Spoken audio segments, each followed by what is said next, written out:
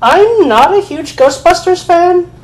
I've seen the original 1984 movie with Bill Murray, Rick Moranis, Sigourney Weaver, and others. I like it. It's not my favorite movie of its kind, but I like it. I don't think I've seen the sequel, or if I have, I don't remember it at all. I haven't been paying much attention to the new 2016 movies since Zootopia and the Jungle Book.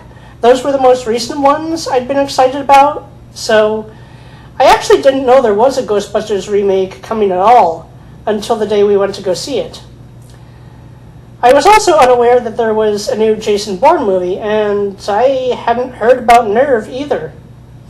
I will do a talk about Nerve when I see it, because that looks really interesting.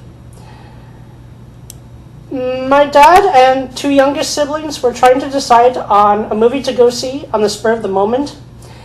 And what will often happen is that my little brother will want to go see one, and my little sister will want to go see another. Occasionally they overlap in interests, but not often.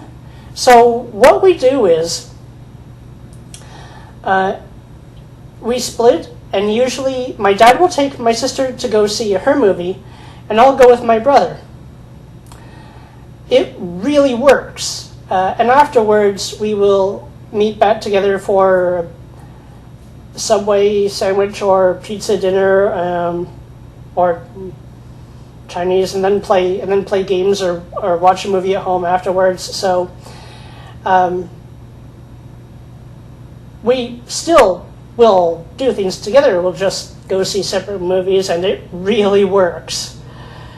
This time, I went with my sister, who was interested in the Ghostbusters movie. She's becoming a teenager now, so the stories she likes are getting a little darker. I've recently introduced her to the When They Cry series, which is awesome. My dad and brother went off to see the new Jason Bourne movie. I've seen one or two of them, so I've caught a little bit of the series, but I wanted to go back and watch the others first. I'm not sure if that'll be necessary to watch the new one, but I want to. So, before I go off too far on a tangent, the new Ghostbusters. I will say this. It is hilarious. It's funny at almost every step of the way. My sister and I were rolling with laughter. However, it's an in-the-moment kind of funny. Like, every 20 seconds or so, there'll be a joke or humor. Sometimes one that little kids won't get, but young teenagers will. Some of the humor dirty. I've always found it amusing when adults are shocked that young teenagers are familiar with, like, mildly darker sexual humor or references. I remember being like age 12 to 15, and my response to them is always, no. They've been aware of and exposed to that stuff for quite some time already. Our culture sucks at hiding them. This movie being just one more example. Now, apparently, there was some big controversy over this movie about it starring an all-woman cast, or really all-women team. There are men in the movie. Bill Murray even makes a cameo as this supposed paranormal debunker who is killed off so quickly that it hardly even matters. At least in the original, the environmental agent actually had a role and time in the film, and did have a point about the ghost storage facility possibly being of concern. Of course, we never got to see how it worked. Whatever. I never saw the controversy take place, although, to be fair, I was unaware of the movie itself until seeing it. But given that I'm not often completely in the dark about movies that come out, I'm not sure there was as big a problem as some think. I didn't even see much on the internet. I can understand there being resistance to making to a remake of an old classic at all. I mean, why would there need to be? The 1984 movie was good as it is. Well, there's two reasons that old classics are remade. At least two big reasons. One is, unsurprisingly, money. Filmmakers will do these remakes because they're titles that they know will sell. The second is either to bring new technology to telling the story or to tell it with a new cast or some variation of those. It's a little frustrating when it's done just to give the lead role to a minority because of the whole issues of racism, sexism, and I still don't know what the analogous word for religion is, being blown way out of proportion. And movies like the new Annie and Karate Kid have done this. It feels like the predominant reason for remaking those was just to cast black kids. The recent Karate Kid was quite good. Although the art he's learning is kung fu, not karate. I haven't seen the Annie remake. Again, the original was fine as it stands. And here with the new Ghostbusters, it seems they just wanted an all-women team. Despite the fact that women actually aren't a minority. In terms of human population, they're a small majority, but the movie does not bring anything new to the story other than that. The jokes, while funny and frequent, are not that clever and don't add any real depth. There's no real fun commentary on the paranormal, or about skeptics or human nature, whereas the original had at least a little. What I found most memorable about this new movie was, well, two things. Kate McKinnon's character, Jillian. I liked her. This over-the-top, funny, mad scientist who is somewhat unhinged. I guess mad scientist means unhinged. She was by far my favorite of the four. The other was at the very beginning of the movie. There's a tour of this old mansion with a really interesting murder and asylum-like history to it. I love that.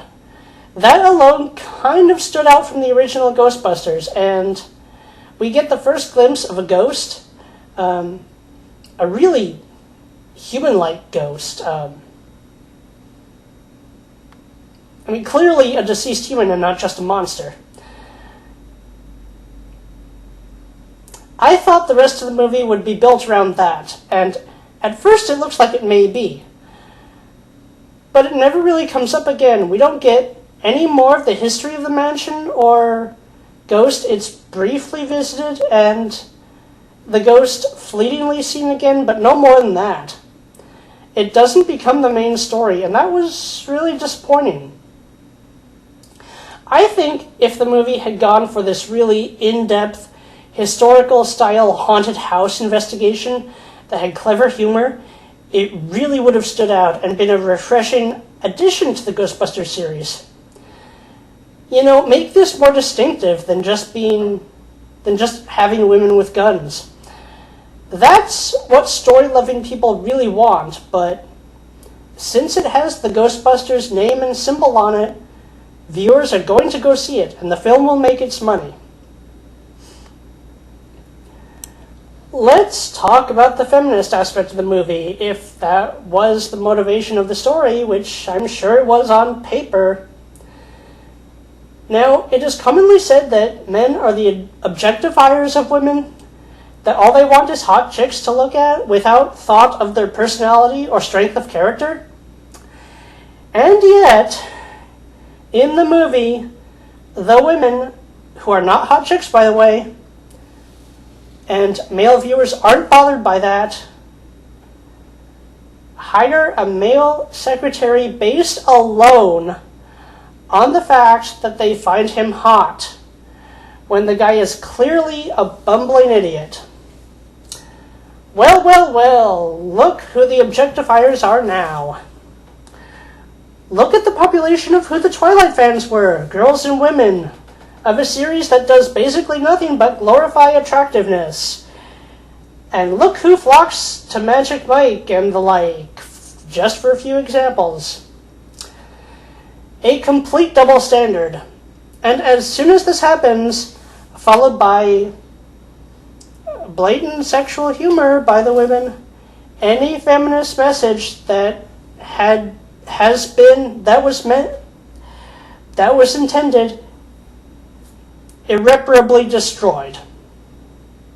Gone. At that point in the movie.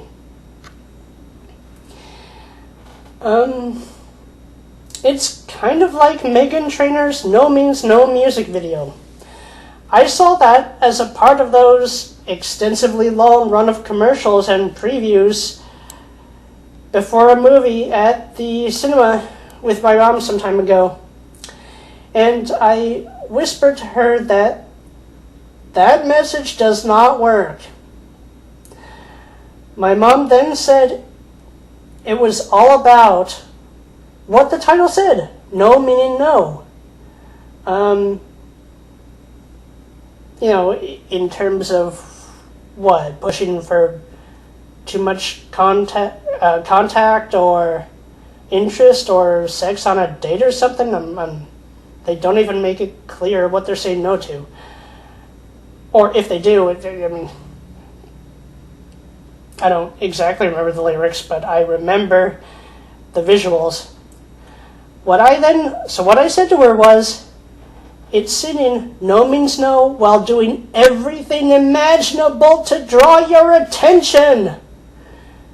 The women being highly sexual and scantily clad by their own choosing in the making of the video. You cannot do that.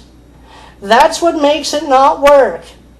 It is extreme hypocrisy to be moving suggestively like that and saying no at the same time. That does not add up. Neither the human brain nor the human body, male or female, works with contradictions that way.